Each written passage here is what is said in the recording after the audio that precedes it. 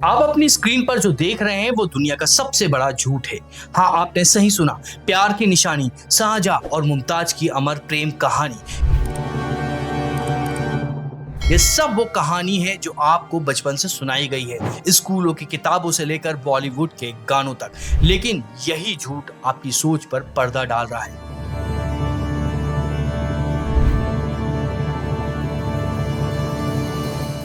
क्या हो अगर मैं कहूं कि ताजमहल प्यार की निशानी नहीं बल्कि एक छीनी हुई इमारत का प्रतीक है। और इसके सबसे बड़े सबूत खुद ताजमहल के अंदर उन 22 बंद दरवाजों के पीछे कैद हैं जिन्हें खोलने से सरकार डरती है। अगले कुछ मिनटों में आप ताजमहल के बारे में वो सच जानने वाले हैं जिसे 99% भारतीय नहीं जानते हैं। इस वीडियो के बाद आप ताजमहल को फिर कभी पहले की तरह नहीं देख पाएंगे।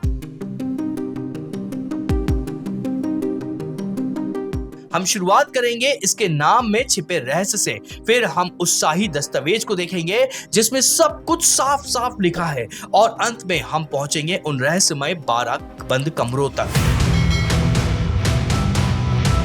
तो कहानी शुरू होती है इसके नाम से ही, ताजमहल। हमें बताया गया कि इसका नाम मुमताज महल के नाम पर पड़ा। सुनने में अच्छा लगता है ना? पर यह तर्क की कसौटी पर खरा नहीं उतरता है। पहली बात, शाहजहां की बेगम का पूरा नाम मुमताज उल जमानी था, मुमताज महल नहीं। और अगर नाम उसी के नाम पर रखा गया था तो मुमताज महल क्यों नहीं रखा गया? किसी के नाम के शुरू के 2 अक्षर मुंह हटाकर इमारत का नाम रखना यह कौन सा नियम है? यह ऐसा है जैसे कि आप महात्मा गांधी को हात्मा गांधी बना दें या फिर जवाहरलाल नेहरू को हारलाल नेहरू बना दें। ये तो बिल्कुल बेतुका लगता है ना? तो फिर सच क्या है? कई इतिहासकार और शोधकर्ता, खासकर पीएन ओक ने अपनी किताब में दावा किया है कि ताजमहल असल में संस्कृत शब्द तेजो महालय का एक बिगड़ा हुआ रूप है। तेजो महालय यानी भगवान शिव का दिव्य निवास, एक शिव मंदिर। ये सुनकर झटका लगा। रुकिए, अब तो बस शुरुआत है, क्योंकि सबूत सिर्फ नाम तक सीमित नहीं है, सबूत पत्थरों में छिपे हुए हैं। हमें हमेशा यह पढ़ाया गया है कि शाहजहां ने ताजमहल बनवाया। उसने जमीन खरीदी, कारीगर बुलाए और 22 साल लगातार इसे तैयार किया। अब हकीकत सुनिए जो आपको चौंका देगी। शाहजहां के अपने दरबारी लेखक अब्दुल हमीद लाहौरी ने एक किताब लिखी, बादशाहनामा। यह शाहजहां के शासक का आधिकारिक रिकॉर्ड है।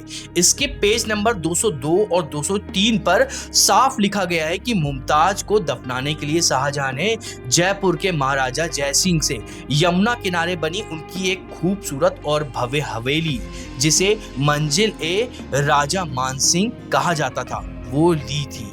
ध्यान दीजिए, यहाँ जमीन खरीदने की बात नहीं हो रही है, मतलब खाली जमीन खरीदने की बात नहीं हो रही है। यहाँ पहले से ही बनी हुई शानदार हवेली लेने की बात हो रही है। सोचकर देखिए, अगर कोई आपसे आपका बना बनाया घर अपनी बीवी को दफनाने के लिए मांगे तो क्या आप उसे अपना घर बनाना कहेंगे या फिर उस पर घर पर कब्जा करना कहेंगे?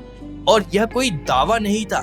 जयपुर के शाही रिकॉर्ड बताते हैं कि जयसिंह को अपनी हवेली देने के लिए मजबूर किया गया था। बदले में उन्हें 4 दूसरी हवेलियां दी गईं जो उस भव्य तेजो महालय के सामने कुछ भी नहीं थी। यह एक सौदा नहीं बल्कि एक शाही धमकी थी। लेकिन अगर यह इमारत पहले से ही मौजूद थी तो क्या यह सच में एक मंदिर थी?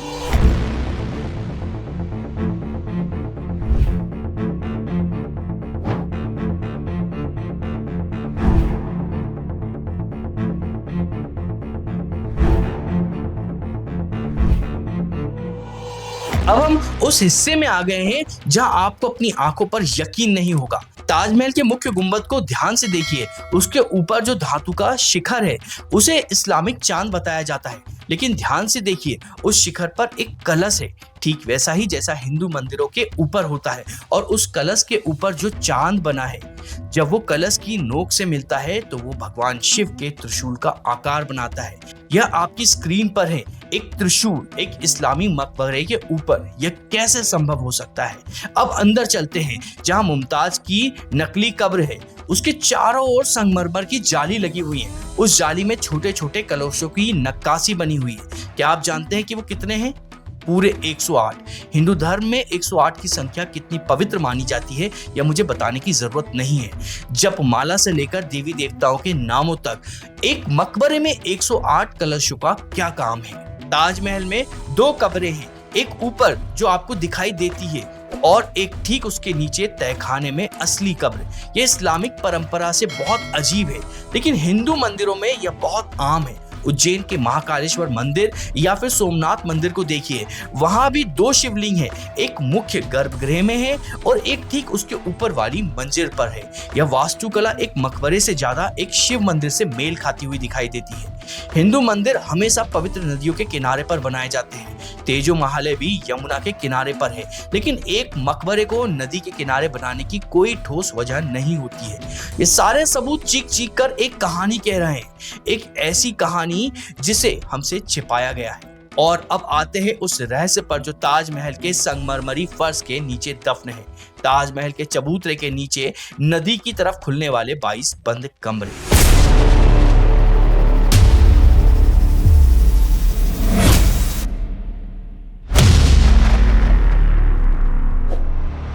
इन कमरों के दरवाजों को शाहजहां के समय ही ईंटों से चुनवाकर बंद कर दिया गया था।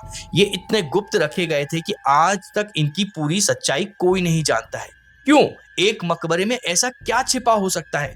दावा करने वाले कहते हैं कि इन कमरों में हिंदू देवी देवताओं की मूर्तियां, शिवलिंग और प्राचीन संस्कृत शिलालेख बंद है। अगर इन कमरों को खोल दिया जाए तो ताजमहल का पूरा इतिहास बदल जाएगा। 2022 में इलाहाबाद कोर्ट में एक याचिका भी दायर की गई थी। भारतीय पुरातत्व सर्वेक्षण मतलब ASI इन कमरों को खोले और जांच करे, लेकिन उस याचिका को खारिज कर दिया गया। फ्रांस के एक यात्री बेर्नियर जो औरंगजेब के समय भारत आया था, उसने लिखा था कि ताजमहल के निचले रहस्यमय कमरों में गैर मुस्लिमों के जाने की इजाजत नहीं है, क्योंकि वहां चौंधिया देने वाली वस्तुएं रखी गई हैं। क्या थी वो चौंधिया देने वाली चीजें? क्या वो हिंदू मंदिरों के सोने चांदी के आभूषण और मूर्तियां थी? यह सवाल आज भी एक सवाल है।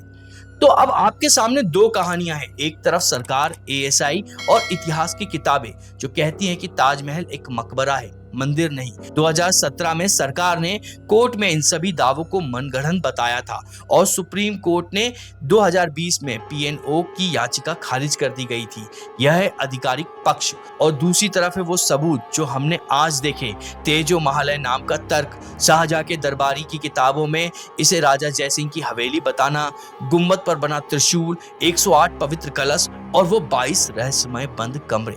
फैसला आपका है, आप किस पर विश्वास करना चाहते हैं? प्यार की उस कहानी पर जो आपको सुनाई गई, या उन सबूतों पर जो आपको चीख चीख कर कुछ और कहानी बता रहे हैं? लेकिन ये कहानी यहीं खत्म नहीं होती है। उन 22 कमरों का रहस्य आज भी यमुना की गहराइयों में दफन है। शायद किसी दिन यह राज भी खुल जाएगा। ताजमहल प्यार की निशानी है या इतिहास के सबसे बड़े धोखे की कहानी? आप कमेंट में हमें जरूर बताइएगा और इस वीडियो को लाइक करके इस वीडियो को हाइप भी करिएगा।